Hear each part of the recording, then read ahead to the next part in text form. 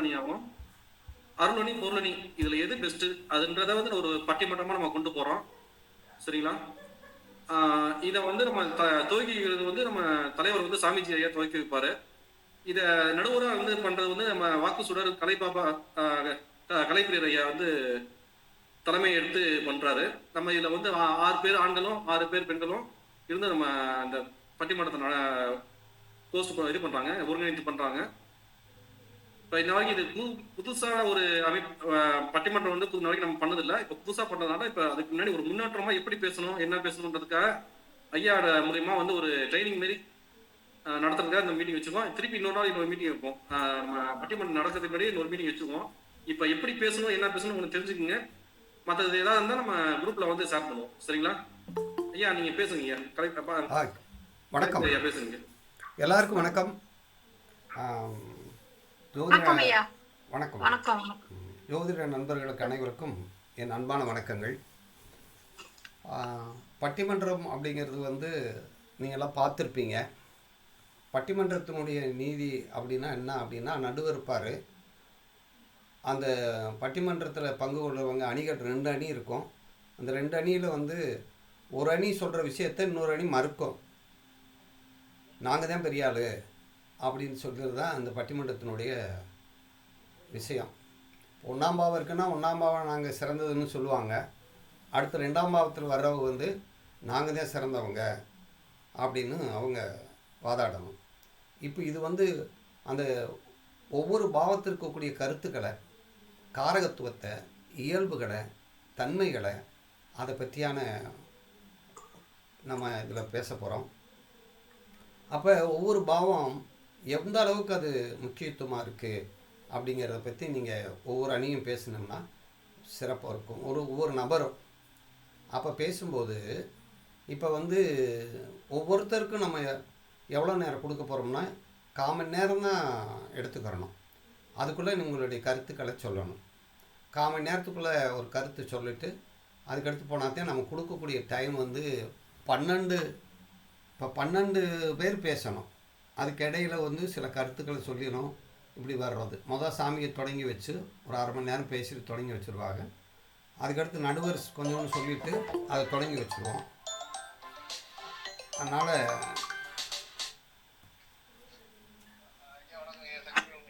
உடம்பு முடியாமல் இருக்கு. நான் அப்புறம் பேசுகிறேன். காய்ச்சல் வந்திருக்கு. சரி. அதனால் நீங்கள் கவலைப்பட வேண்டியதில்லை. இதில் நீங்கள் பேசுனீங்கன்னா, நல்லா பேசுனீங்கன்னா உங்கள் உலகளவில் நீங்கள் ரீச் ஆகிடலாம். பட்டிமன்றத்தில் நீங்கள் மேடையில் போய் பேசுகிறத விட ஒரு பட்டிமன்றத்தில் இன்றைக்கி பாருங்கள், பட்டிமன்றத்தில் இருக்கக்கூடியவர்கள்லாம் பாருங்கள். ராஜா, லியோனி, ஐயப்பா, சாலமன் பாப்பையா, பாரதி பாஸ்கரை அம்மா, இவங்களாம் அந்த பட்டிமன்றத்தில் பேசுனதுனால அவ்வளோ புகழ். சும்மா சாதாரண பேச்சாளரோட பட்டிமன்றம்ங்கிறது சுருக்கு சொன்னாலும் நகைச்சுவையோட அவ்வளவு தெளிவாக சொல்கிறது தான் பட்டிமன்றம். இதுக்கு உங்களுக்கு ஒரு ட்ரைனிங் என்ன அப்படின்னா, உதாரணமாக வந்து 1ஆம் பாவத்தை பற்றி சொல்ல வர்றோம் அப்படின்னா அதில் வந்து 1ஆம் பாவத்தில் என்ன காரகத்துவம் இருக்குது. 1ஆம் பாவங்கிறது வந்து ஜாதகருடைய பிறப்பு. ஜாதகர் பிறக்கவே இல்லைன்னா இந்த 11 பாவத்துக்கு வேலையே இல்லை. அப்போ ஜாதகருடைய பிறப்பு தான் முதன்மையானது. அப்போ 1ஆம் பாவம் தான் எல்லாத்தையும் அனுபவிக்க போகுது. 1ஆம் பாவம் தான் மூளை இல்லைன்னா ஒன்றும் செய்ய முடியாது. இந்த மூளை இருந்தால் தான் சிந்தனை வரும், சிந்திச்சா தான் அறிவு வரும். இப்படி தொடர்ச்சியாக அதை பற்றியான கருத்துக்களை சொல்லிகிட்டே இருக்கணும். சொல்லிவிட்டு கடைசியில் வந்து எப்படி எல்லாருக்கும் வணக்கம் சொல்லணும். எடுத்தோடனே இந்த விழாவின் தலைவர் இந்த விழாவை துவக்கி வச்சு ஆசி வழங்கின சாமிஜி அவர்களுக்கு வணக்கம். அடுத்து நடுவர் அவர்களுக்கு வணக்கம். இங்கே அவையில் கூடியிருக்கிற அத்தனை பேருக்கும் அன்பான வணக்கம். நான் இப்போது 1ஆம் பாவத்தை பற்றி பேச வந்துள்ளேன். இவ்வளோ தான் பேசணும். கடைசியில் வந்து எனக்கு வாய்ப்பு கொடுத்தமைக்குன்னு அனைவருக்கும் நன்றியை கூறி என் உரையை முடிச்சுக்கிறேன் அப்படின்னு சொல்லணும். இது வந்து கடைசி.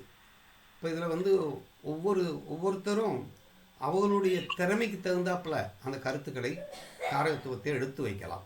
இந்த பட்டிமன்றத்தினுடைய விஷயம். இப்போ 1ஆம் பாவம் அப்படின்னா என்ன அப்படின்னா குணம். 2ஆம் பாவம்னா பணம். 3ஆம் பாவங்கிறது வந்து அடுத்தவர்களோட எப்படி பகிர்ந்து கொள்ளுதல், தொடர்பு கொள்வது.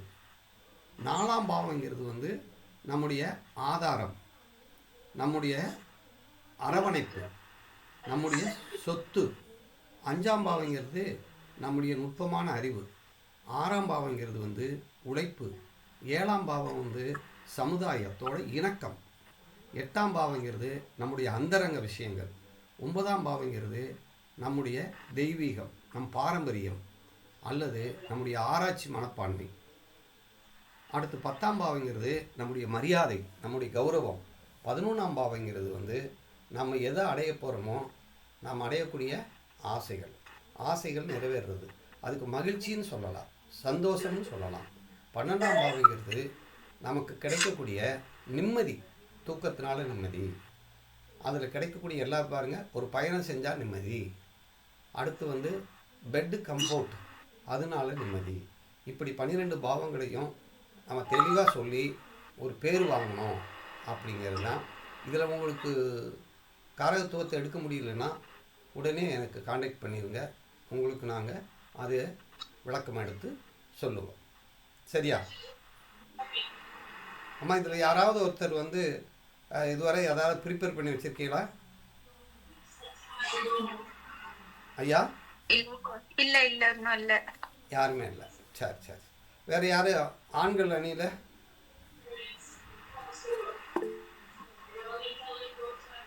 ஆண்கள் அணியில் ஐயா வீரா ஐயா பேசுங்க. ஐயா வணக்கம். வணக்கம் வணக்கம் ஐயா, வணக்கம். எனக்கு ஒரு சின்ன டவுட் இருக்குது, அதை கிளியர் பண்ணுங்க. நான் வந்து காரகத்துவங்களை எடுத்து நோட் பண்ணி வச்சிருக்கேன். சொல்லுங்க. எப்படி ஆர்டரா பேசணுங்கிறதுக்கு மட்டும் நான் ப்ரிப்பேர் ஆகணும். சொல்லுங்க. அடுத்தபடியா அது வந்து ஒரு ஜாதகத்துக்கு பாவங்களை பத்தி பேசணுமா, மொத்த ஜோதிடத்துக்குன்னு பாவங்களை பத்தி பேசணும்? நீங்க உங்களுக்கு கொடுக்கப்பட்டது வந்து ஒரே ஒரு பாவம். அந்த ஒரு உதாரணம் வந்து உங்களுக்கு எத்தனாம் பாவம் சொல்லுங்க? 3ஆம் பாவம். இப்போ 3ஆம் பாவம்னு வச்சுக்கிட்டேன்னு வச்சுக்கோங்க. நான் வந்து 3ஆம் பாவங்கன்னு உங்க கருத்து பூரா சொல்லிடணும். நான் பேரு தான் 3ஆம் பாவங்க, ஆனா நான் எங்க அம்மாவுக்கு வந்து நான் விரையுங்க. ஆமா, எங்க அம்மாவுக்கு வந்து நான் வந்து விரையும். எங்க அதே மாதிரி வந்து 3ஆம் பாவங்கிற சகோதரனா எங்க அன்னை மகனுக்கு வந்து நான் லாபங்க. எங்க அன்னை மகனுக்கு நான் லாபங்க. எங்க அந்த பாவத்தோட சேர்த்து எடுத்து அப்படி சொன்னீங்கன்னா இன்னும் கொஞ்சம் சுவையா இருக்கும்ல. கண்டிப்பா நான் அது மாதிரி பிளான் பண்ணி இருக்கேன். இருந்தாலும் உங்கள்கிட்ட ஒரு தகவல் கேட்டுக்கிறேன். இல்ல, அப்படித்தான் சொல்லணும். ரைட். அப்ப அந்த மாதிரி சொல்லும்போது ஒரு சுவையா இருக்கும். இப்போ பாருங்க, ஒரு சொல்றோம், இப்போ வந்து எங்க அண்ணனுக்கு வந்து வேலை இருக்கு இல்லையா? ஆமா. உங்களுக்கு நீங்க என்ன 4ஆம் பாவம், உங்களுக்கு அண்ணன் வந்து வேலைக்கு போனா உங்களுக்கு சுகமா இருப்பியா? உங்க அண்ணன் வந்து வாகனம் வச்சு நீங்க வாகனம் உங்களுக்கு வாகனம் மாதிரி அண்ணன் வேலை. அடுத்து வந்து தாய்மாமனுக்கு நீங்க லாபம், நீங்க வந்து தொழில் கௌரவம். தாய்மாமனுக்கு நீங்க கௌரவமானது. அதனால பாருங்க, தாய்மாமன்ல 2வது பிள்ளை மேல ரொம்ப அட்டாச்சா இருப்பாரு பாருங்க. அந்த அவங்க அக்கா பிள்ளைய தங்கச்சி பிள்ளையோட ரொம்ப அட்டாச்சா இருப்பாரு. இப்படி சொல்லலாம். அதே மாதிரி உங்களுக்கு அன்னைக்கு நீங்க என்ன ஆகுறீங்க, 7ஆம் பாவத்துக்கு 9ஆம் பாவம் ஆயிருமா? அப்ப வந்து அன்னி மேல அவ்வளவு அழகடந்த பாசம் வச்சிருப்பீங்களா, அப்பா மாதிரி. அப்பாவுக்கு என்ன பாசம் வைக்கிறோமோ அதே மாதிரி இருக்கும். அதே மாதிரி வந்து அண்ணியோட குடும்பம் வந்து உங்களுக்கு அண்ணியோட குடும்பம் உங்களை கான்டாக்ட் பண்ணாது. ஆனா அது 8. அண்ணியோட குடும்பத்தில் இருக்கிறவங்க உங்க மேல பாசம் வைக்கணுமாங்கிறது இல்ல. ஆனா அப்பாவுக்கு 7ஆம் பாவம். அப்பா என்ன செய்வாருன்னா, அந்த 2வது பிள்ளை தான் 7ஆம் பாவம். அவர் தான் சமக்கு சரி சமமான ஆளு. அதனாலதான் அப்பாவுக்கு வந்து கொல்லி வைக்கிறான். அடுத்து வந்து 10ஆம் பாவத்துக்கு அது 6ஆம் பாவமா வருது.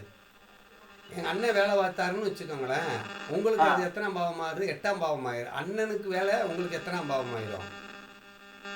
8ஆம் பாவம் ஆயிரும். அப்ப அண்ணன் சம்பாரிச்சானா உங்களுக்கு ஒரு கடுப்பு இருக்குமா இருக்காதா?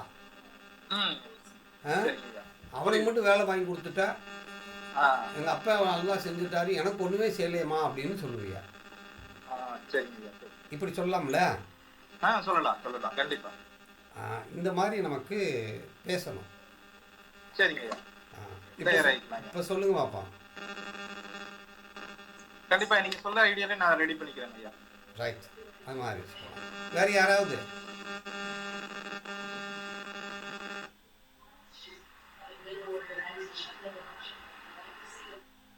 ஐயா, இரண்டாம் பாவத்தை பத்தி பேசலான்னு இருக்கேன் ஐயா. ஆ, நல்லா பேசுறேன் இரண்டாம் பாவம். உங்கள் பேர் சொல்லுங்கம்மா. வினோதினியா? தமிழ்வாணன். நான் தானே இரண்டாம் பாவம் சொல்லியிருக்கேன். ஓகே, எது இல்லையோ நான் அதை எடுத்துக்கிறேன், ஒன்றும் பிரச்சனை இல்லை. உங்கள் பேர் சொல்லுங்கம்மா. வினோதினி என் பேரு. வினோதினி தான் ரெண்டாம் பாவம்னு சொன்னீங்க அப்படித்தானே? இல்ல சார், கார்த்திகா வாசி சொல்லியிருக்கேன். இரண்டாம் பாவனை ஏற்கனவே சொல்லியிருக்கேன், கார்த்திகா வாசுகி. சரி, நீங்கள் ரெண்டாம் பாவமா? ஆமா சார். அப்போ நீங்கள் தான் எந்த பாவம் இப்போ பேசுறது? வேற சார், யார் எதுவும் எந்த தலைப்பு எடுக்கலைன்னா அதை நான் எடுத்துக்கிறேன் சார். வினோதினி. வினோதினி, சரி, எந்த தலைப்பு வேணாலும் சொல்லுங்க. நீங்கள் இப்போ சொல்லுங்க எப்படி பேசலாம்னு. இப்போ ஒவ்வொருத்தர் யார் யார் இங்கே இருக்கீங்களோ அவங்கள எந்தெந்த தலைப்புன்னு சொல்லுங்க. நான் சார் ரெண்டாவது இடத்த எடுத்திருக்கேன். நான் 2-3 இது சொல்றேன் சார். சொல்லுங்க அப்போ ரெண்டாவது இடம். வணக்கம் சார். வணக்கம், பேர் சொல்லுங்கம்மா. கார்த்திகா வாசுகினா. ஆ, நான் வந்து இப்ப ரெண்டாவது பாவத்தை பத்தி பேச போறேன். இப்ப சும்மா பேசுறேன், நான் அங்க பேசும்போது வேற மாதிரி பேசுறேன் சார். அப்படிலாம் சொல்லக்கூடாது, எங்க பேசினாலும் தெளிவா பேசணும். சரிங்க சார். அப்பதான் நல்ல பிள்ளைன்னு அர்த்தம். ஓகே சார், கண்டிப்பா கண்டிப்பா. வணக்கம் சார். நம்முடைய தலைவர் சாமிஜி அவர்களுக்கு என்னுடைய வணக்கத்தை தெரிவித்துக் கொள்கின்றேன். இப்ப நமக்கு நடுவராக இருக்கின்ற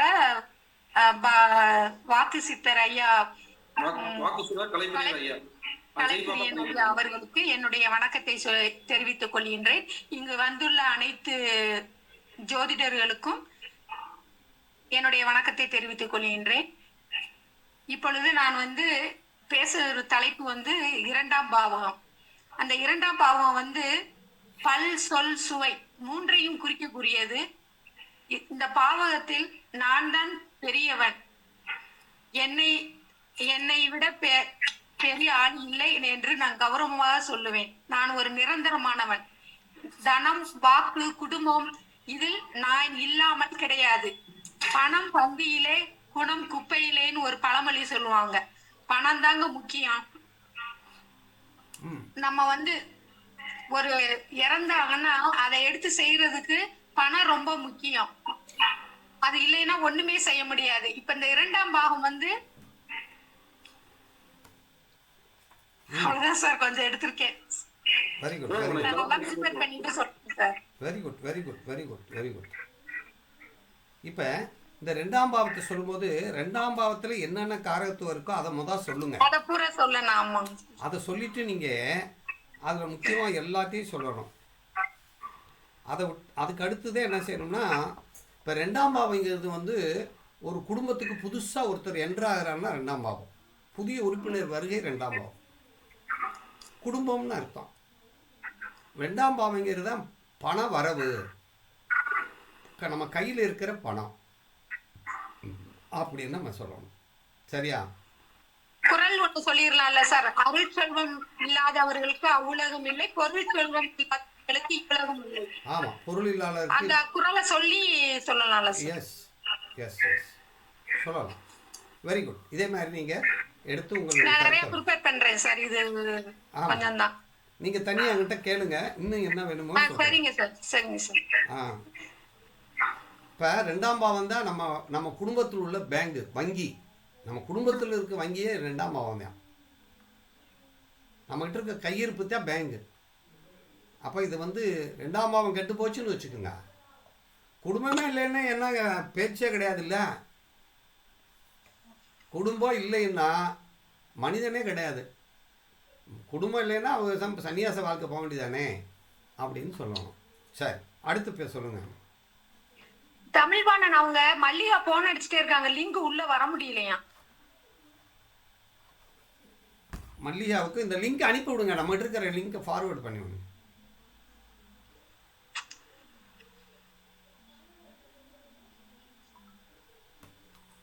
ஐயா அடுத்த யாராவது ஒருத்தர் சொல்லுங்க.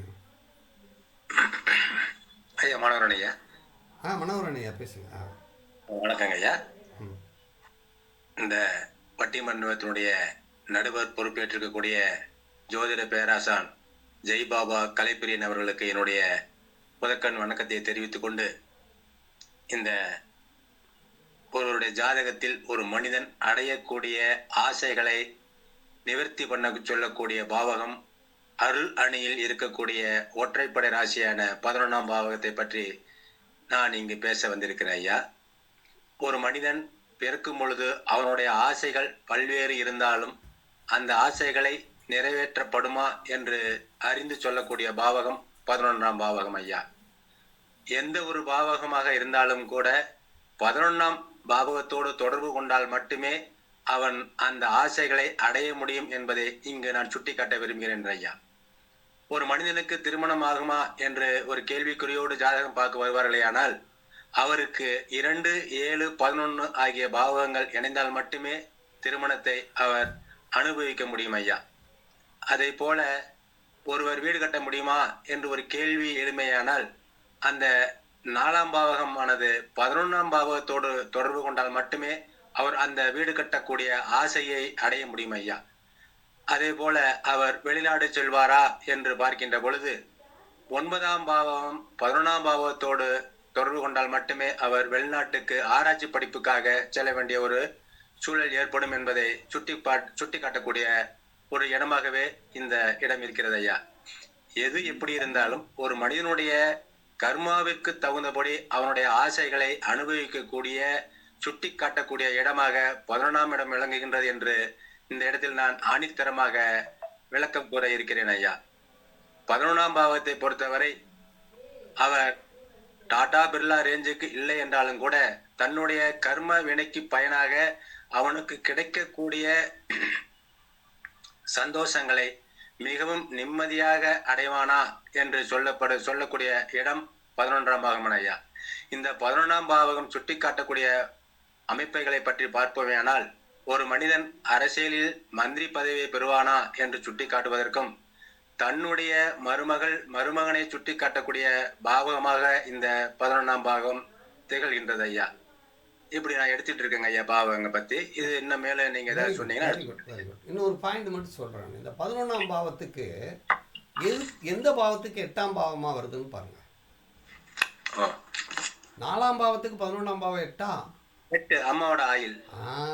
4ஆம் பாவம் நல்லா இருந்தாதான் தாய் வந்து நீண்ட காலம் இருக்க முடியும், சொத்து நீண்ட காலத்தில் இருக்க முடியும், வீடு நீண்ட காலம் இருக்க முடியும். சரியாயா? சரிங்க. சரி, வெரி குட். 4ஆம் பாவத்தோட 11ஆம் பாவம் தொடர்பு கொண்டாதானே நம்ம இது பண்ண முடியும். அப்ப இல்ல, 4ஆம் பாவத்துக்கு 12 8ஆம் பாவம் 11ஆம் பாவம் தானே? ஆமாங்க ஐயா. 4ஆம் பாவத்துக்கு வந்து 8ஆம் பாவமா வர்றதுனால அந்த 8ஆம் பாவத்தினுடைய காரகத்துவத்தை வச்சுத்தான் இந்த 4ஆம் பாவம் நீண்ட இருக்குமா இருக்காதான்னு சொல்ல முடியும். அப்ப அந்த 11ஆம் பாவம் வலு பெற்றால் மட்டும் 4ஆம் பாவத்தை சொல்ல முடியும், அப்படிதாங்க ஐயா? ஆமா. இல்ல, அந்த 11ஆம் பாவம் தான் இந்த 4ஆம் பாவத்தை கெடுக்கும். 11ஆம் பாவம்ங்கிறது 4ஆம் பாவத்துக்கு 8ஆம் பாவமா வந்தா அதன் வழியாகத்தான் துன்பங்கள்லாம் வரும். இப்போ வண்டி வாகனம் எல்லாம் வச்சிருந்தா இந்த 11ஆம் பாவங்கிறது லாபத்தில் பாதிக்கப்படுமா இல்லையா? சுமை தானே, 4ஆம் பாவங்கிறது சுமை தானே. புரியுதா நான் சொல்றது? சரிங்க, புரியுதுங்க. அடுத்து இன்னொரு பாயிண்ட் சொன்னீங்களா, அவங்க ஆயில்னு சொன்ன தந்தை தாய்க்கு. ஆமாங்க ஐயா. 4ஆம் வீட்டின் அதிபதி கெட்டு போயிட்டா தாய்க்கு வந்து ஆயுள் குறைவு. கெட்டு போயிட்டான்னா என்ன? அவர்களோட சம்பந்தப்படுவது ஒரே விஷயம் இல்லை. 4ஆம் வீட்டின் அதிபதி நீசமாயிட்டாலோ, அது இப்படி 11ஆம் வீட்டின் அதிபதி நீசமாயிட்டாலோ, 11ஆம் வீட்டின் அதிபதி வந்து ராகுகேது நட்சத்திரத்தில் இருந்தாலோ, 11ஆம் வீட்டின் அதிபதி மாந்தியோட சேர்ந்து இருந்தாலும் கெட்டு போயிடாது. அவ்வளோதான்.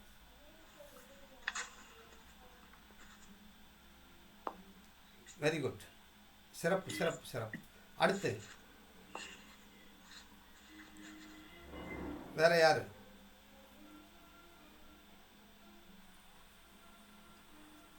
ஐயா வணக்கம். 7ஆம் பாவத்தை பத்தி பேசலாம் இருக்கேன். வாங்கய்யா மகேந்திர ஐயா, வாங்க சொல்லுங்கய்யா. பேசலாமுங்க ஐயா? கண்டிப்பா பேசணும், நீங்க நான் எதிர்பார்க்கிறேன்.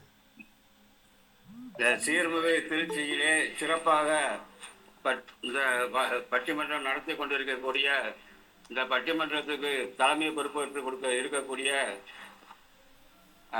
சுவாமிஜி சக்தி சுவாமிஜி அவர்களே, அவர்களுக்கு என் முதற்கண் வணக்கத்தை தெரிவித்துக் கொண்டு, கேட்குதாங்க ஐயா? Super super super.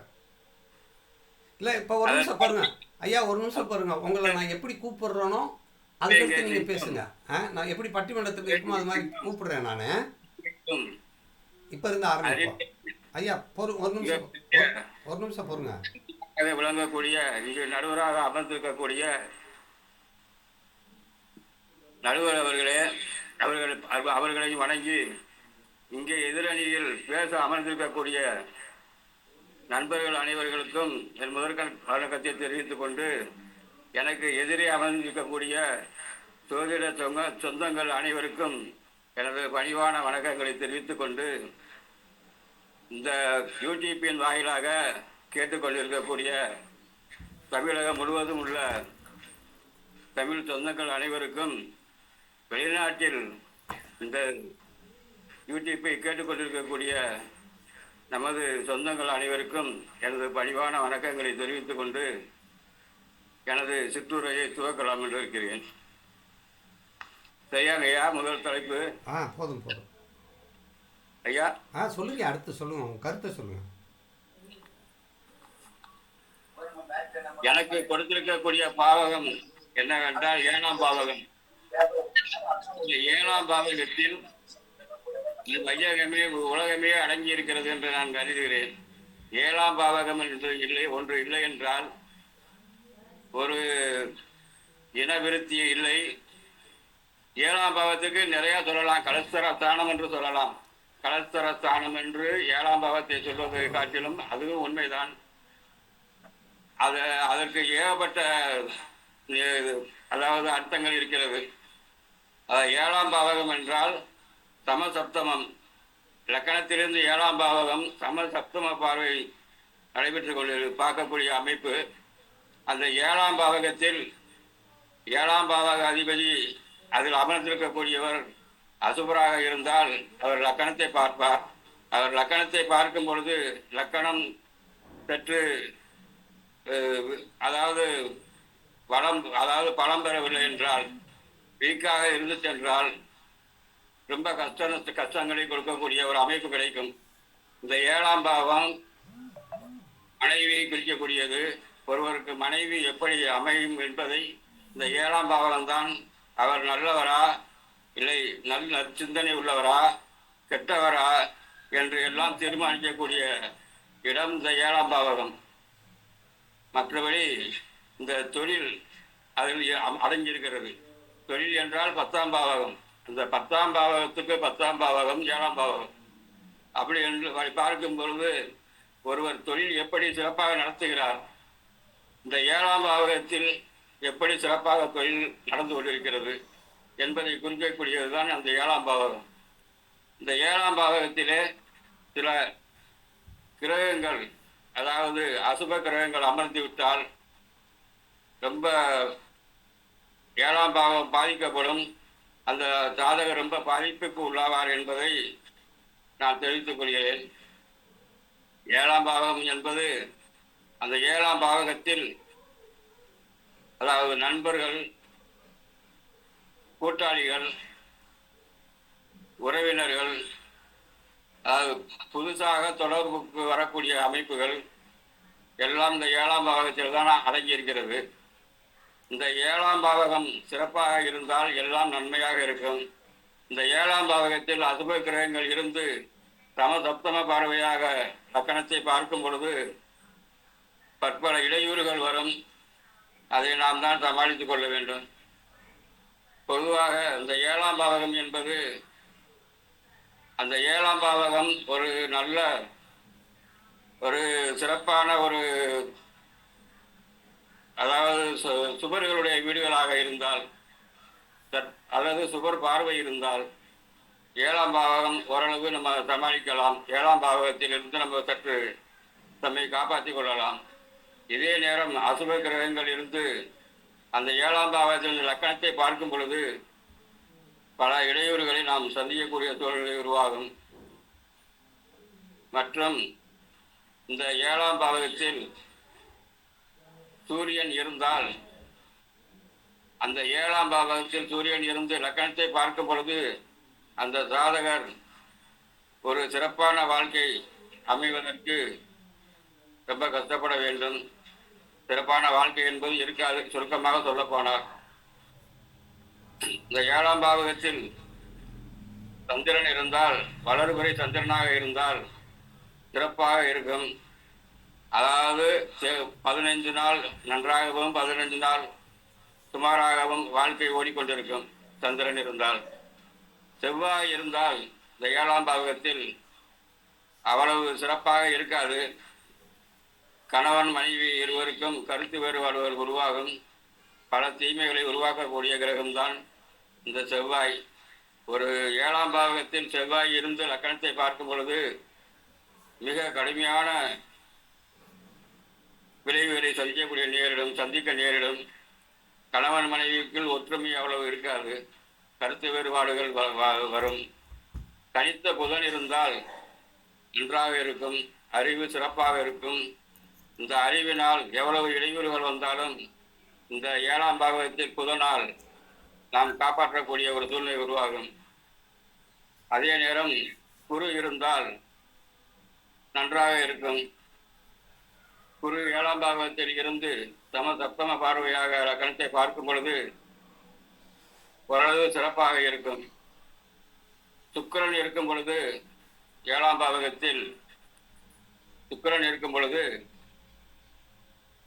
நன்றாக இருக்கும். வாழ்க்கை சிறப்பாக இருக்கும். ஒரு நல்ல மனைவி அமையக்கூடிய வாய்ப்பு இருக்கும். ஆனால் காமத்தின் உச்ச நிலையை எப்பொழுதும் அவர் நினைத்து கொண்டிருப்பார். அவர் எண்ணத்தில் ஓடிக்கொண்டிருக்கும். அதே நேரம் அந்த 7ஆம் பாவத்தில் தனி அமர்ந்து விட்டால் காலதாமத திருமணம் உண்டாகும். 30 வயசு 35 வயசு 40 வயசு வரைக்கும் செல்லக்கூடிய அமைப்புகள் உருவாகும். அதே நேரம் ராகு அமைந்து விட்டால் 7ஆம் பாவகத்தில் கேது லக்கணத்தில் இருப்பார். சப்தம பார்வையாக இருப்பார். அதனால் அவ்வளவு சிறப்பாக இருக்காது. பிரிந்தே இருந்து வாழக்கூடிய ஒரு சூழ்நிலை உருவாகும். ராகு கேது இருவருக்கும் ஒரே சமநிலை தான்.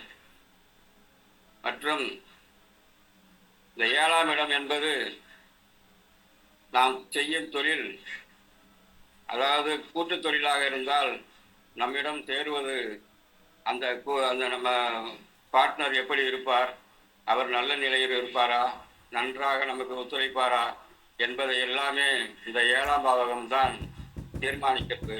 சரி சரி சரி. இப்போ 10 நிமிஷத்துக்கு மேலே பேசிட்டீங்க. ரொம்ப நன்றி. ஆனால் நீங்கள் பரவாயில்லையா? பரவாயில்ல. ஆனால் திரும்ப திரும்ப சொன்னதையே சொல்லாமல் காரகத்துவத்தை எடுத்து வச்சிருங்க. 7ஆம் பாவத்தில் இருக்கக்கூடிய காரகத்துவத்தை பூரா சொல்லிட்டு கடைசியில் ஒரு 2-3 கிரகம் இருந்தால் என்ன செய்யுங்கிறதோட முடிச்சிருங்க. ஓகே, ரொம்ப நன்றி சார். என்னோட கருத்து ஒண்ணு, இதாவது நீங்க 7ஆம் பாவம் பேசுனா 7ஆம் பாவத்தோட சிறப்புகளை மட்டுமே பேசுங்க. அது உங்களோட பாவம். நீங்க தான் ஜெயிக்கணும். நீங்க ஜெயிக்கணும்னா நீங்க நான் என்னோட சேர்ந்தா தோத்துருவேன் போயிடுவேன் ஆப்போசிட் பார்ட்டிக்கு ஆதரவா பேசக்கூடாது. உங்க பாவம் எப்படி இருக்கோ உங்க பாவத்தோட சிறப்புகளை மட்டுமே பேசணும். நான் அடிச்சு நான் என் பாவத்தாலதான் அதாவது மட்டுமே மேன்மைப்படுத்தி பேசிங்கன்னா இன்னும் சிறப்பாகும்.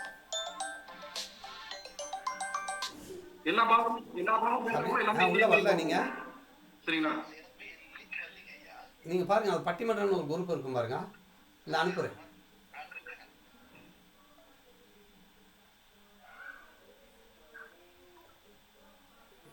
பேசுங்க பேசுங்க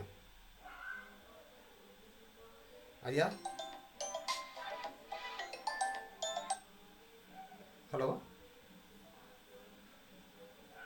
ஐயா, பேசுங்கய்யா. ஹலோ, பேசுங்கள் ஐயா, பேசுங்க ஐயா. வேற யாராவது பேசுங்க மேடம். யாராவது பேசுங்க மேடம்.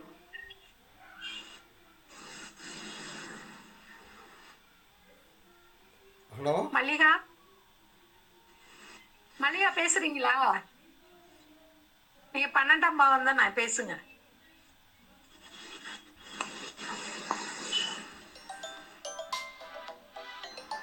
போனோம்.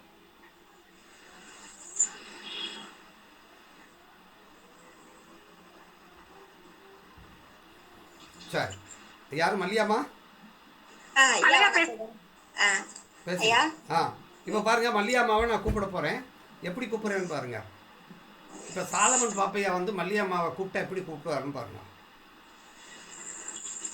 வாங்கம்மா வாங்க. இது வரைக்கும் எல்லா பாவங்களும் தன்னுடைய கருத்தை தூக்கி நிறுத்திட்டாங்கல்ல. இப்பயே தீர்ப்பு சொல்லிடலாம் போல இருக்கு. இருந்தாலும் இந்த மல்லியம்மா 12ஆம் பாவம்னு ஒன்று இருக்கு இல்லையா, அதில் என்ன சொல்ல போறாரு, அந்த அம்மா என்ன சொல்றாங்கிறத நம்ம கேட்கணும். வாங்கம்மா வாங்க, வந்து நல்ல கருத்துக்களை சொல்லுங்களே உங்க பாவத்தை பத்தி.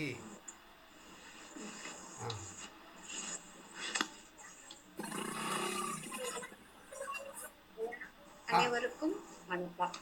என் அன்பு கலந்த ஜோதிட ஜாம்புவான்கள் அனைவருக்கும் என் சிறந்தார்ந்த வணக்கத்தை தெரிவித்துக் கொள்கிறேன். இன்று எனக்கு கொடுத்த தலைப்பு வந்து 12ஆம் பாகம். இந்த 12ஆம் பாகம் எதை சுட்டி காமிக்கினா, நஷ்டம், விரயம், தோல்வி, நம்ம அயன ஜயன, உறக்கம், யோகம், மறுகலையும் ஜோதிடத்தையும் கற்றுக்கொள்வதற்கும், போதைப் பொருட்கள், அதற்கு அடிமையாதல் மற்றும் நிறைய விஷயங்கள் இந்த 12ஆம் பாவத்தில் அடங்கியுள்ளது. இந்த 12ஆம் பாவத்துல 12ஆம் அதிபதி சுபர்களுடன் கூடியிருப்பேன், நற்கிரகங்களுடன் கூடியிருப்பேன், நல்ல உறக்கங்கள் நமக்கு உண்டாகும்.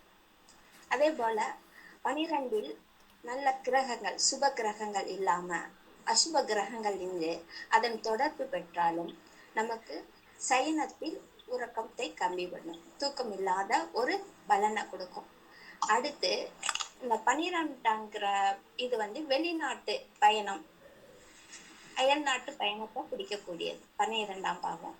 இதுவும் நமக்கு நிறைய விஷயங்கள்ல நமக்கு இந்த 12ஆம் பாகம் கொடுத்துட்டே தான் இருக்கும். எதை கொடுக்கும் அப்படின்னா, அது 1, 5, 9 இந்த மாதிரி தொடர்பு பெற்றுச்சுன்னா நமக்கு சில நல்ல நீடித்த சுப கிரகங்கள் இருப்பின் அந்த 12ஆம் பாகமும் நல்ல ஒரு தன்மைகளை கொடுக்கும்.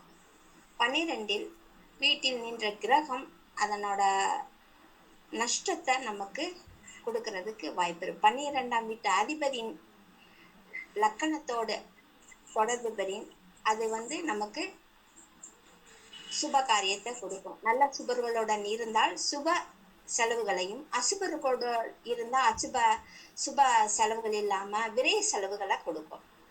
அடுத்து 12ஆம் அதிபதி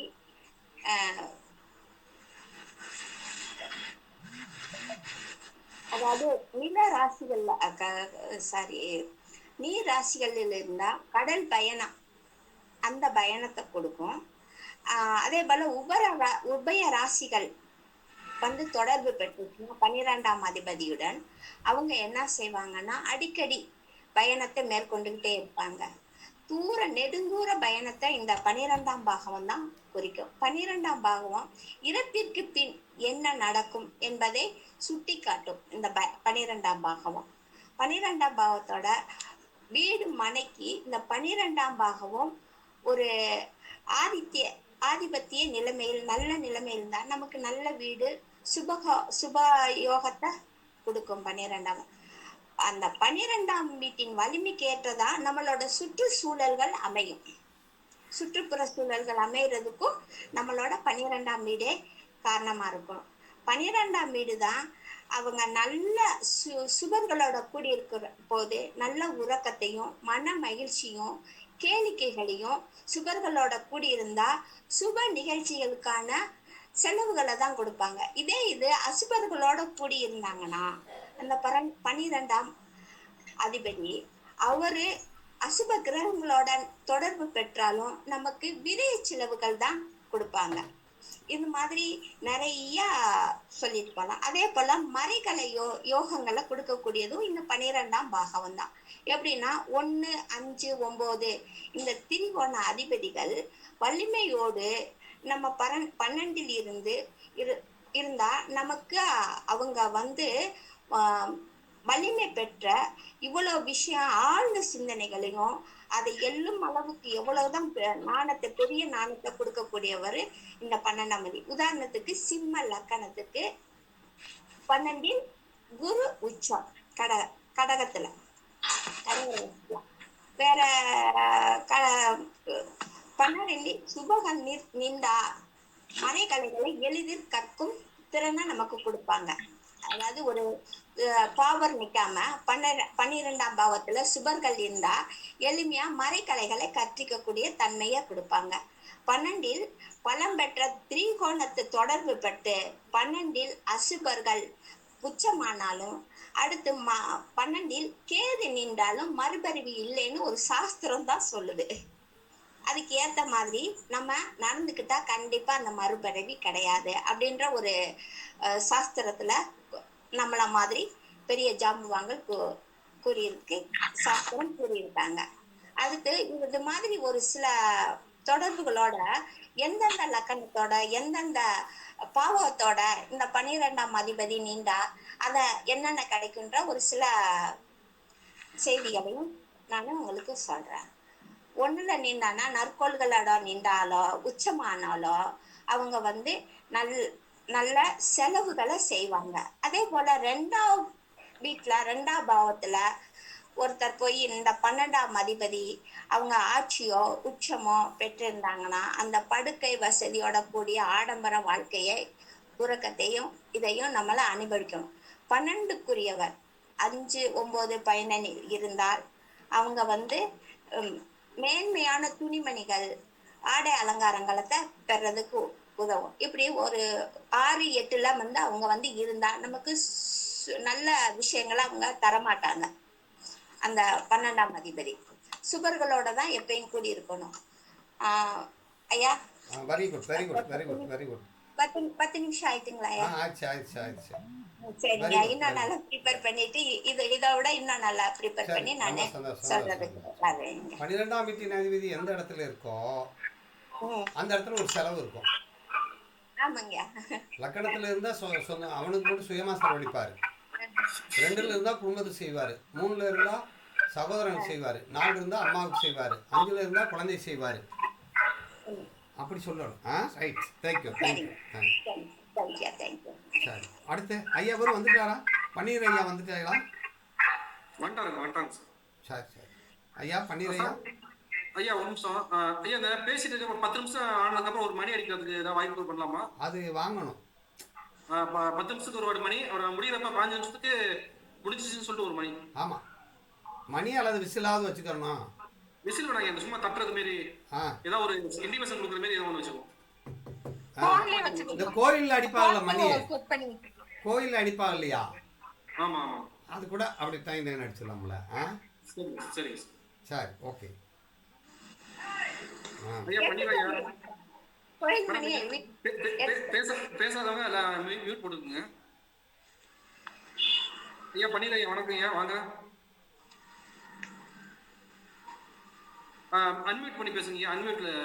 மியூட்ல இருக்கு. உங்களை அறிமுகப்படுத்திங்க. நீங்க புதுசா நம்ம தலைவர் புதுசா இருக்கீங்க. ஆமா ஐயா, என்னோட பேர் ஸ்ரீ பன்னீர். நான் வந்து துறையூருக்கு அருகில் வந்து வயற்செட்டிப்பாளையம்னு ஒரு கிராமம். அந்த இடத்துல பாத்தீங்கன்னா புலிப்பாணி ஜோதிட நிலையம்னு சொல்லிட்டு ஒரு 4 வருஷமா பார்த்துட்டு இருக்கேங்க ஐயா. அதனால என்னோட ப்ரொபோசல் வந்து நான் லாயருங்க ஐயா, அட்வொகேட்டுங்க ஐயா. பட் இந்த 4 இயர்ஸா வந்து இந்த ஒர்க் பார்த்துட்டு இருக்கேன். குறைந்தபட்சம் டெய்லி ஒரு 20 ஜாதகம் எனக்கு வந்துருங்க ஐயா, டெய்லி பார்ப்பேன். ஒரு ஜாதகத்துக்கு ஃபீஸ் 250 வாங்கிட்டு இருக்கேன். ஆன்லைனுக்கு வந்து வெளிநாட்டுக்கு 1000 ரூபாயும், ஸ்டேட்குள்ள பார்த்தோம்னா 500 ரூபாயும் வாங்கிட்டு இருக்கேன் ஐயா. இது என்னோட இதுங்க ஐயா. ஐயா வந்து நடுவர் ஐயாவை வந்து எனக்கு அவர் கிளாஸ் அட்டன் பண்ணியிருக்கேங்க ஐயா, நிறைய பழக்கங்க ஐயா. ஐயா இப்ப ஐயா வந்து எனக்கு முதல் பாவத்தை பத்தி கொடுத்துருக்காருங்க ஐயா, அது கரெக்டுங்களா? அதானே ஆமாம். பேசுங்க. முதல் பாவம் பேசுங்க. அனைவருக்கும் வணக்கம். ஐயா, அதாவது எஞ்சான் உடம்புக்கு வந்து சிரசை பிரதானம். அது மாதிரி லக்கணத்துக்கு பாத்தீங்கன்னா 12 கட்டங்களுக்கு லக்கணமே பிரதானமா எடுத்துக்கொள்ள வேண்டும். இப்ப லக்கணம் என்ன சொல்லும் அப்படின்னு எடுத்துக்கிட்டோம்னா, லக்னாதிபதியோட குணாதிசயங்களை சொல்லும். லக்னாதிபதி அவரோட பாத்தீங்கன்னா பழக்க வழக்கங்களை சொல்லும். அவரோட பரம்பரையை பத்தி சொல்லும். அவரோட அப்பாவோட பூர்வ புண்ணியத்தை பத்தி சொல்லும். அப்பாவோட குலதெய்வத்தை பத்தி சொல்லும். இதெல்லாமே லக்கணம் சொல்லக்கூடிய விஷயங்கள் அப்படின்னு எடுத்துக்கணும். லக்கணம் எந்த குறிப்பிடும், என்ன உறுப்பை குறிப்பிடும் அப்படின்னு எடுத்துட்டா, தலை அடுத்து நெற்றி வரையிலும் லக்கணத்துக்கு அவருக்கு உண்டான என்ன வியாதிகள் வரும், இல்ல என்ன பிரச்சனை இருக்கும், தலை முடி கபாலம் எடுத்துக்கலாம், நெற்றி வரையில உள்ள ப்ராப்ளத்தை எடுத்துக்கலாம். அதை பத்தி குறிக்கும் அப்படின்னு எடுத்துக்குவோம். சரி, லக்கண பாவம் வந்து எதை குறிக்கும் அப்படின்னா, அப்போ இவருக்கு வந்து லக்கணம் அப்படிங்கிறது ஜாதகருக்கு அவர் யாரு, என்ன குணாதிசயங்கள் இருக்கணும், அவர் என்ன பழக்கங்களை வச்சிருப்பாரு, அவர் வந்து இந்த பூலோகத்துல வந்து நல்லதுக்காக வந்திருக்காரா இல்ல கெடுதலுக்காக, அவரோட பழக்க வழக்கங்கள் கெடுதலுக்காக வந்திருக்காரா, அதை பற்றி சொல்லக்கூடியது லக்கணம். அடுத்து பாத்தீங்கன்னா அந்த லக்கணம் என்னென்ன பாவங்களுக்கு பொறுப்பெடுக்கும் அப்படின்னு எடுத்துக்குவோம். இப்ப நம்ம திரிகோண பாவங்கள்ல இருந்து வருவோம். ஃபர்ஸ்ட் லக்கண பாவம் அவரையும் அவர் குடும்பத்தையும் பழக்க வழக்கங்களையும் அவரோட குணாதிசயங்களையும் அவரோட அவர் என்ன அனுபவிச்சு வந்திருக்காருன்னு சொல்லியாச்சு. அடுத்து பூர்வ புண்ணியஸ்தானம். தாத்தாவுக்கு வந்து அப்பாவை பத்தி சொல்லலாம். தாத்தாவுக்கு வந்து அவரோட பூர்வ புண்ணிய ஸ்தானத்துக்கு அவர் அப்பாவை பத்தி சொல்லலாம். அப்பாவுக்கு வந்து அவரோட பூர்வ புண்ணிய ஸ்தானம் 5ஆம் இடம். பூர்வீக சொத்து, குழந்தை, குலதெய்வம். அவருக்கு பூர்வீக சொத்து இருக்குமா இருக்காதா, இவருக்கும் அப்பாவுக்கு உண்டான உறவு என்ன அப்படிங்கிறத பத்தி பேசணும். அப்பா ஸ்தானத்துக்கு அது என்ன ஸ்தானம், லக்னஸ்தானம், பூர்வ புண்ணிய ஸ்தானம். அதே போல பாத்தீங்கன்னா இளைய சகோதரம் எடுத்துக்கணும், அம்மாவுக்கு எடுத்துக்கணும். அடுத்து அம்மாவுக்கு எடுத்துக்குவோம். அம்மா ஸ்தானத்துக்கு பாத்தீங்கன்னா அது 10ஆம் இடம். தொழில் ஸ்தானம், கௌரவ ஸ்தானம், மாமியார் ஸ்தானம், கர்மஸ்தானம். இதை பத்தி அம்மாவுக்கு சொல்லுவோம். இப்ப என்ன சொல்லுவோம், அம்மாவுக்கு 10ஆம் இடத்துல எடுத்தோம்னா அம்மாவுக்கு மாமியாருக்கு உண்டான உறவு எப்படி இருக்கும், அம்மாவுக்கு தொழில் எப்படி இருக்கும், அம்மாவுக்கு வந்து பாத்தீங்கன்னா கௌரவம் எப்படி இருக்கும், அம்மா என்ன கர்மத்துக்காக வந்திருக்காங்க, இதை பத்தி லக்கணத்தை வச்சு நம்ம தெரிந்து கொள்ளலாம். அடுத்து இளைய சகோதரத்துக்கு எடுத்துக்கிட்டோம்னா அவருக்கு வந்து லாபஸ்தானம். அது நமக்கு இளைய சகோதரத்துக்கு லாபஸ்தானம். இளைய சகோதரத்துக்கு என்ன லாபத்தை அனுபவிக்க வந்திருக்காரு, இளைய சகோதரத்துக்கு இவருக்கு உண்டான உறவு எப்படி இருக்கும் அப்படிங்கிறத பத்தி நம்ம தெரிஞ்சு கொள்ளலாம். அது 3ஆம் இடத்தோட காரகத்துவத்தையும் எடுத்துக்கலாம். இளைய சகோதரம் இவர் 3ஆம் இடம், அவர் டாக்குமெண்ட்டை பத்தி, பத்திரத்தை பத்தி பேசுவது, பக்கத்து வீட்டுக்காரர்கள் பயணங்களை பத்தி பேசுவது, இது மாதிரி எடுத்துக்கலாம். இதுல லக்கண பாவத்துல இன்னொரு விஷயங்கள் என்ன இருக்கு அப்படின்னா, இப்ப உதாரணத்துக்கு நம்ம மேஷ லக்கணம் எடுத்துக்கிறோம். உதாரணத்துக்கு ஒரு லக்கணம் மட்டும் மேஷ லக்கணம். இப்ப மேஷ லக்கணத்துல இருக்க 3 கிரகங்களும் அந்த இடத்துல வேலை செய்யும். என்ன வேலை செய்யும்? இப்ப மேஷ லக்கணத்துல கேது இருக்காரு, அஸ்வினி இருக்காரு. அவர் குலதெய்வத்தை பத்தி நம்ம சொல்லலாம். என்ன சொல்லலாம் அப்படின்னா, அவங்க குடும்பத்துல மேஷ லக்கணத்துல யார் பிறந்ததா, இது காலபுருஷ தத்துவப்படி நம்ம மேஷ லக்கணத்துக்கு மட்டும் எடுத்துக்கிறோம். மற்ற லக்கணத்துக்கு நம்ம அதை பத்தி பேசும்போது எடுத்துக்குவோம். அப்ப கேது என்ன பண்ணும், அவங்க குடும்பத்துல ஒரு பெண் தெய்வத்தை குறிப்பிடும். அவங்க குலதெய்வம் பாத்தீங்கன்னா வாய் கட்டி பூசை பண்ணக்கூடிய தெய்வமாக இருக்கும். அது மாதிரி அந்த இடத்துல கேது அவருக்கு வந்து நெற்றியில ஒரு தழும்பு இருக்கான்னு கேட்கலாம். அவங்க வீட்டுக்கு பக்கத்துல ஆசாரி, செட்டியார், ஐயர் குடியிருக்காங்களான்னு கேட்கலாம். இதெல்லாம் அவரோட அடையாளங்கள், அவர் வீட்டை சுத்தி இருக்கக்கூடிய அடையாளங்கள். பரணி நட்சத்திரம் அவரை என்ன சொல்லும் அப்படின்னா, அவங்க வீட்டுல ஒரு காதல் திருமணத்தை சொல்லும். இது நான் சொல்றது எதுக்கு சொல்றேன்னா, மேஷ லக்கணத்துக்கு கால புருஷோத்தப்படி ஒரு உதாரணத்துக்காக சொல்றேன். அப்ப அந்த இடத்துல 3 நட்சத்திரத்தையும் அந்த லக்கணம் இயக்கும். அப்ப மேஷ லக்கணக்காரங்க வீட்டுல இருக்க கேட்கணும். பொதுவா இது நம்ம சொல்றது ஃபர்ஸ்ட் லக்கணத்துக்கு சொல்லிக்கிறேன், அதுக்கப்புறம் பாவத்தை எடுத்துக்குவோம். அப்ப அந்த இடத்துல 3 நட்சத்திரம் வேலை செய்யும். அப்ப என்ன சொல்லணும், 2 தானங்கள் மேஷ லக்கணக்காரங்க வீட்டுல உண்டு, ஒரு காதல் திருமணம் உண்டு, இப்படி எடுத்துக்கணும். நம்ம சூரியன் இருக்காரு, அது வந்து சூரியன் இருந்தாருன்னா அது கிருத்திகை நட்சத்திரம். அப்ப கிருத்திகை என்ன பண்ணும் அப்படின்னா, அவங்க வீட்டுல அவங்க வீட்டை சுத்தி இருக்கவங்க இப்படி எடுத்துக்கணும். அரசியல்வாதி, அரசியல் ஈடுபடுவது, இது வந்து லக்கணத்துக்கு உண்டான பலன்கள். அந்த நட்சத்திரத்தை வச்சு நம்ம முதல்ல சொல்லியிருந்தோம். அடுத்து இப்ப பாவத்துக்கு உண்டான பலன் எடுத்துக்கிட்டோம்னா, இப்ப நான் என்ன சொல்லியிருக்கேன், அம்மாவுக்கு சொல்லியிருக்கேன், அப்பாவுக்கு சொல்லியிருக்கேன். இப்ப இளைய சகோதரம் கல்யாணம் ஆனோட அது மாமனாரா மாறும். அப்ப அது இளமையில என்ன பண்ணும், இளைய சகோதரமா எடுத்துக்கணும். கல்யாணம் ஆனவுடனே மாமனாரா அவருக்கு லாபம் இருக்கா இல்லையா, இளைய சகோதரா அவருக்கு லாபம் இருக்கா இல்லையா, இளைய சகோதரத்துக்கும் மாமனாருக்கும் அது லாபஸ்தானம். ஒரு டாக்குமெண்டால அவருக்கு லாபம் இருக்கா இல்லையா அப்படிங்கிறத பத்தி தெரிந்து கொள்ளலாம் லக்கணத்தை வைத்து. அடுத்து பாத்தீங்கன்னா 5ஆம் இடம் பூர்வ புண்ணிய ஸ்தானம். 5ஆம் இடத்துக்கு 9ஆம் இடம். 5ஆம் இடம் அப்பா, தாத்தாவுக்கு அப்பா சொத்து எப்படி இருக்கும், தாத்தாவோட அப்பா எப்படி வாழ்ந்திருப்பாரு, தாத்தாவோட அப்பா பரம்பரை எப்படி இருக்கும், இதை பத்தி எல்லாம் நம்ம தெரிஞ்சுக்கலாம். தாத்தாவுக்கு அப்பாவின் உறவுகள் எப்படி இருந்திருப்பாங்க அப்படின்னு நம்ம எடுத்துக்கலாம். அடுத்து பாத்தீங்கன்னா 6ஆம் இடம். 6ஆம் இடத்துக்கு என்ன எடுத்துக்கணும், இவர் 6ஆம் இடத்துக்கு லக்கண பாவம் என்ன வேலை செய்யணும் அது சொல்றேன் நானு.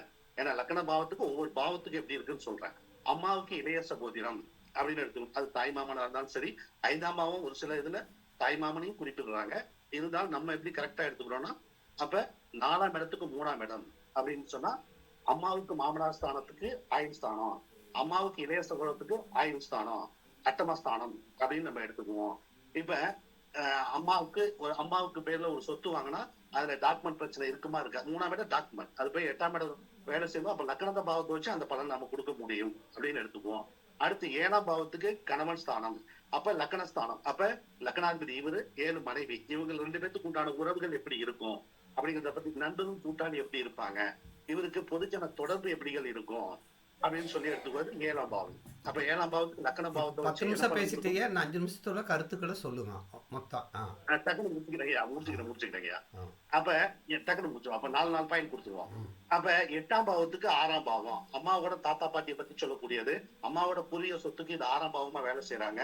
இப்ப முதல் குழந்தைக்கும் அம்மாவுக்கு உண்டான உறவு, அவங்க வேலைக்கு உண்டான உறவை எடுத்துக்கலாம். அப்பா ஸ்தானத்துக்கு ஏற்கனவே சொல்லிட்டேன் நானு. 10ஆம் பாவம் கர்மஸ்தானம், 10ஆம் பாவம் கௌரவஸ்தானம், 10ஆம் பாவம் தொழில் ஸ்தானம். இந்த 10ஆம் பாவம் தொழில் ஸ்தானத்துக்கு மாமியார் ஸ்தானம்.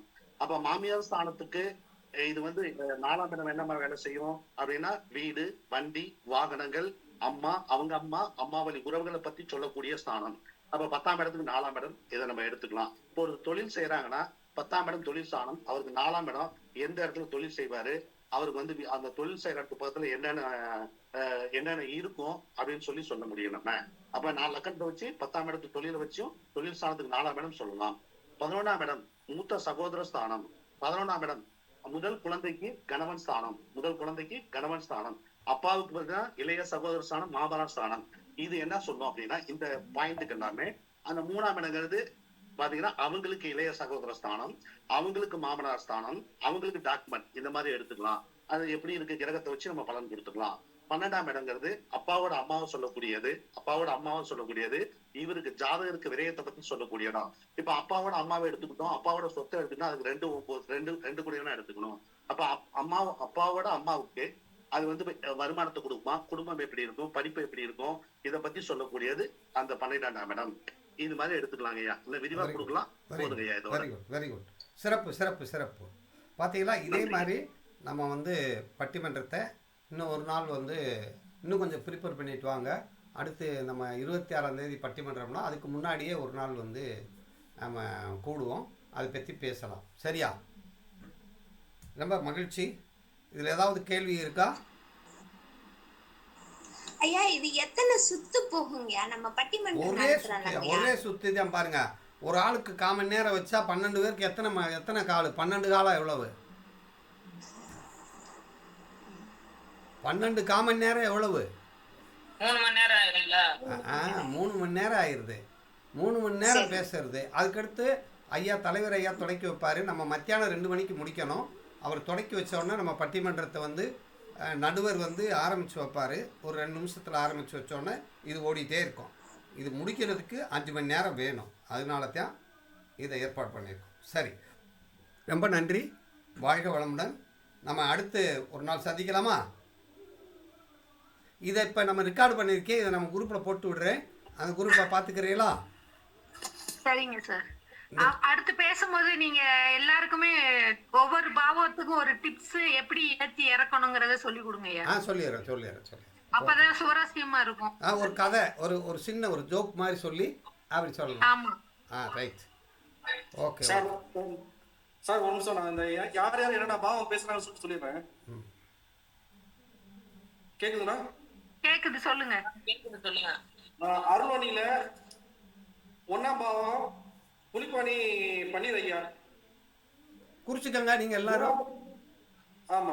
3ஆம் பாவம் வீரா ஐயா, 5ஆம் பாவம் பிரபாகரன் ஐயா, 7ஆம் பாவம் மகேந்திரன் ஐயா, 9ஆம் பாவம் ராஜகோபால் ஐயா, 11ஆம் பாவம் மனோகரன் ஐயா.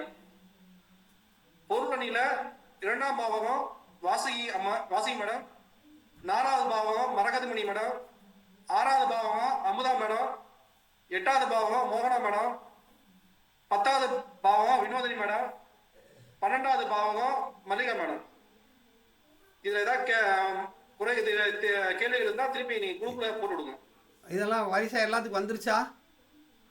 வந்துருச்சுங்க. வந்துருச்சு சார். அப்போ நீங்கள் நச்சுன்னு சொல்லிட்டு ஒரு சின்ன ஜோக்கு சொல்லணும் இடையில இல்லையா? ஆமா சார். அப்போ தான் நகைச்சுவையாக இருக்கும். சரி, ஓகே. ரொம்ப எப்படி இருந்தது இன்னைக்கு? எப்படி இருந்துச்சு உங்களுக்கு கருத்து சொல்லுங்க. Super sir. சார், இதை மீண்டும் ஐயா தலைவர் ஐயா அவர் பேச சொல்லுங்க. கடைசியில் ஐயா எல்லாத்துக்கும் வணக்கம். நல்லா சிறப்பா இருக்கு. ஆரம்பம் ரொம்ப சூப்பரா இருக்கு. நகைச்சுவை எல்லாம் வேணும். எல்லாம் கன்சல்ட் பண்ணலாம். பண்ணிக்கலாம். இடையில பேசி டிப்ஸ் எல்லாம் கொடுக்கலாம். நல்லா இருக்கு. வாழ்த்துக்கள். நன்றி. சாமிஜி அவர்களுக்கு நன்றி. இந்த ஒருங்கிணைப்பாளர் தம்பி தமிழ்வாணன் அவர்களுக்கு நன்றி. எங்களுக்கு அப்பப்போ வந்து எல்லாத்தையும் பார்த்துக்கிறது, எங்களை கவனிச்சுக்கிற மோனா அம்மாவுக்கு நன்றி. மற்ற எல்லாம் இந்த குழுவுக்கு வந்திருக்கக்கூடிய அத்தனை பேரும் பொறுப்பானவங்க, சிறப்பானவங்க. உங்களை வந்து அகில உலகத்தில் உங்களை அறிமுகப்படுத்துறதுக்கு ஒரு வாய்ப்பு. இந்த பட்டிமன்றம் பாருங்கள், சிறப்பாக அவங்க பண்ணிட்டாங்க அப்படின்னு சொல்கிறது உங்கள் கையில் இருக்குது. நன்றி, வணக்கம். வாழ்க வளமுடன், வாழ்க வையகம், உருவாழ்க, உருவே வாழ்க. நன்றிங்க ஐயா, அனைவருக்கும் நன்றி. வணக்கங்க ஐயா. அனைவருக்கும் இந்த மீட்டிங்ல கலந்து அனைவருக்கும் நன்றி.